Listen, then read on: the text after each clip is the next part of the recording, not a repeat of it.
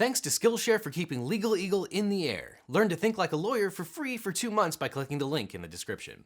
The president has declared a national emergency and is using that as justification to build his wall. Can he do that? In ancient Rome, the dictator was a temporary position given to the head of state in times of emergency. So giving emergency power to the president is not a new idea. But there's nothing like that in the Constitution. The Constitution makes no provision for a national emergency and does not recognize anything like emergency powers. But some argue that the president has been delegated those powers by Congress. So today we're going to talk about President Trump's emergency declaration. Number one, I want to talk about what emergency powers the president does actually have. Number two, I want to talk about whether there is in fact an emergency that allows the president to invoke those powers. Number three, I want to talk about what powers Congress has and which it has bestowed on the president. And number four, I want to talk about the possible outcomes that may come as a result of this national emergency declaration and what that means for future presidents. In other words, are we going to see a lot of new declarations of national emergencies over things like the environment, gun control, or healthcare? So let's talk about the first question.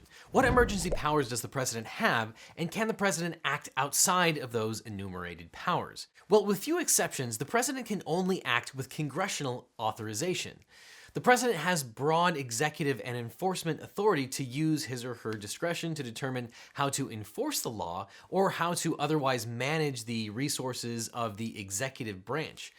But the president has virtually no authority to pass laws or appropriate funds without Congress. And in fact, in the famous case of Youngstown Sheet and Tube Company versus Sawyer, the Supreme Court ruled that President Harry Truman's attempt to nationalize U.S. steel mills during a strike in the Korean War was in fact unconstitutional. So as one congressperson has said, if Harry Truman couldn't nationalize the steel industry during wartime, this president doesn't have the power to declare an emergency and build a multi-billion-dollar wall on the border. Now, one of the first fundamental issues that is implicated by this emergency declaration is the appropriations issue.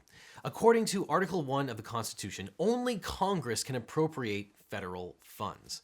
Article 1, Section 1 of the U.S. Constitution states that all legislative powers herein are granted and shall be vested in the Congress. Article 1, Section 8 states that Congress has the exclusive spending power to, quote, provide for the general welfare of the United States. Lawsuits have already been filed stating that President Trump has violated the United States Constitution's separation of powers doctrine by taking executive action to fund a border wall without Congress actually appropriating the correct funding. Those lawsuits have argued that the 2019 Appropriations Act is an explicit denial of the president's requested funds for the border wall. Those lawsuits also argue that the president has violated the separation of powers doctrine by unilaterally diverting funds that Congress has already appropriated for other things that are not related to the border wall. And Article 1, Section 9 of the Constitution states that no money shall be drawn from the Treasury but in consequence of appropriations made by law. The lawsuits argue that Congress heard the president's request and explicitly rejected the request to appropriate funds to build any kind of border wall. So the recent Attorney General lawsuit argues that President Trump violated the Appropriations Clause of the Constitution by funding construction for a border wall with funds that were not appropriated for that purpose. But here, the Trump administration will counter that Congress has in fact passed a law that gives him authority to do this. A number of laws do in fact authorize the president to take certain actions by declaring a national emergency. The primary law that the president seems to be operating under is the National Emergencies Act of 1976, as amended in 1985, which governs the president's declaration of a national emergency. Now, under the NEA, the president must specifically state the law under which he proposes to act, and he still has to comply with the provisions of that law. This is incredibly important because the redesignated funds must still comply with the original law under which the funds were appropriated. The first preliminary issue is, can the president even invoke the NEA in these circumstances? The question is there an emergency? And it also depends on what the definition of an emergency is. The term emergency is not defined in the National Emergencies Act, and this fact cuts in a couple of different directions. On the one hand, some argue that this gives the president carte blanche to declare anything an emergency because the NEA doesn't specify what constitutes an emergency. But I think that misses the point. One of the jobs of the courts from time immemorial is to provide definitions where a particular statute is silent or ambiguous. In the case of federal laws, courts often look to the intent of Congress to impute a definition to an otherwise undefined term. And let's be clear, there is no emergency as most people understand that word. Merriam-Webster's defines emergency as a, quote, unforeseen combination of circumstances or the resulting state that calls for immediate action. President Trump has said himself that this was not strictly necessary. He could have gone through regular channels, but he wanted to do it faster. I want to do it faster. I could do the wall over a longer period of time. I didn't need to do this, but I'd rather do it much faster. And in the present day, illegal immigration is at near historic lows. The president may not be satisfied with those numbers, but as most people understand the lay definition of emergency, it doesn't seem like there's any argument that it fits. It seems very likely that this is not the kind of situation that Congress had in mind when passing the 1976 National Emergencies Act. In fact, that particular law was an attempt to curtail presidential power that had been exercised by the Nixon administration. So it is possible that the court will defer to whatever the president declares as a national emergency. I don't think the courts that look at this will do so, in part because of the political ramifications that might allow future presidents to declare whatever they want as an emergency. But that being said, it isn't uncommon for courts to have to weigh in on the definitions of terms in various laws. And if the court uses a lay definition of emergency, then it's likely that this particular situation would not qualify, and that may end the analysis of this particular legal question right there. But let's assume, for the sake of argument, that this does qualify as a national emergency, or the court takes a deferential view that says basically anything can be a national emergency. Well, now that means that we have to look at the second part. What laws are invoked in order to reappropriate the funds?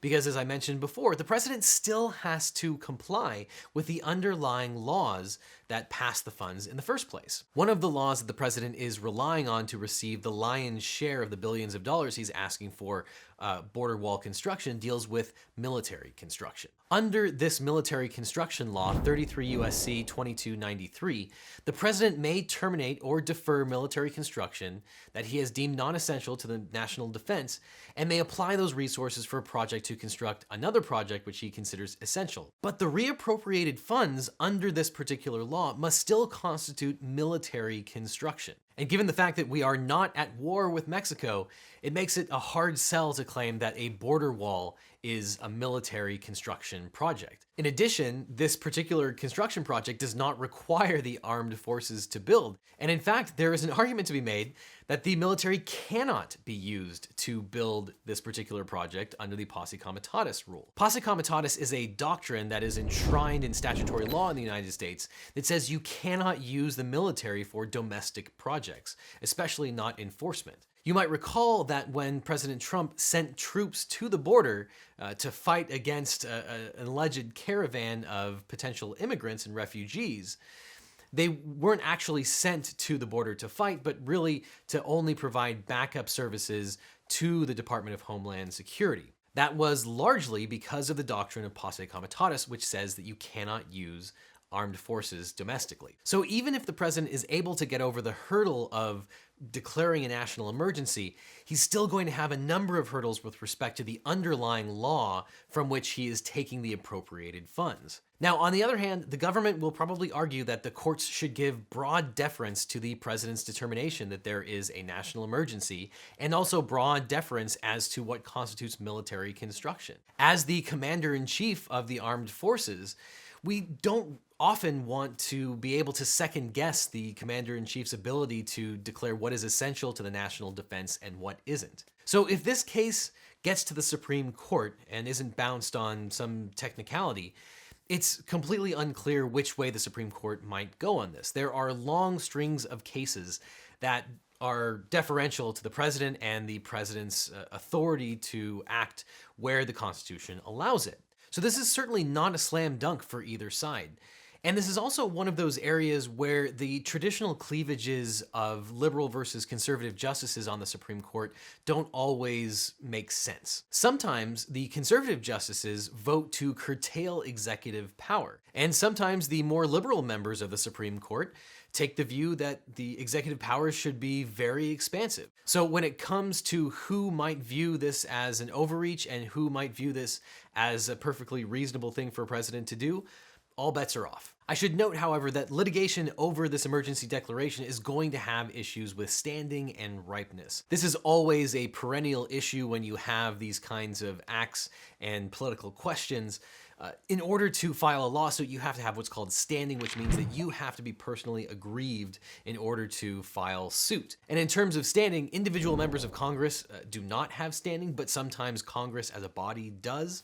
Sometimes affected states have standing, sometimes they don't. There's also the issue of ripeness. Since only the declaration has been made and no action has actually been taken, it's not clear that this case is actually ripe for adjudication. But the recent litigation in California, which deals with dozens of states attorneys general, and several farmers who are likely to be affected by this emergency declaration, looks to solve some of those standing and ripeness issues. But no matter what, this will have huge implications for future presidential actions. Those on both sides of the aisle are right to worry about the president in this particular setting. When the Senate passed the National Emergencies Act, it stated in the notes of passage that the NEA was designed to ensure that the president's extraordinary emergency powers would be utilized only when emergencies actually exist. Under the National Emergencies Act, Congress has 18 days to adopt a joint resolution to terminate the declaration. But that joint resolution is subject to a presidential veto. And recent Supreme Court authority has stated that a presidential veto can only be overturned by a 2/3 vote in both houses. And this is incredibly unlikely. So that means that if the court upholds the Trump administration's declaration of emergency here, the likely outcome is that the next president, and potentially the president after that, is likely to be able to declare almost anything a national emergency in that case as well. And at least in my opinion, that seems like exactly what the framers of the Constitution tried to avoid when they gave the exclusive right to pass laws and the exclusive right to make appropriations only to Congress. President Trump made a major mistake by saying that he didn't need to issue the declaration of emergency and could have used the regular legislative process.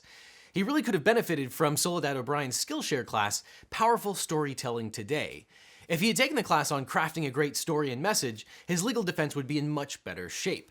He also could have benefited from Simon Sinek's class on how to share ideas that inspire action. Because so far, the only action that President Trump has inspired is a bunch of lawsuits. Skillshare is an online learning community that has over 20,000 classes on everything, like leadership, technology, and business. The first 500 Legal Eagles will get 2 free months of Skillshare when you click on the link below. The free premium membership gives you unlimited access to must-know topics so you can improve your skills and learn new things. Improve yourself now and avoid your own personal emergencies. So click on the link, get 2 free months, and start learning to think like a lawyer today. So, do you agree? Leave your objections in the comments. Check out my other real law reviews here for more legal analysis. And until next time, I'll see you in court.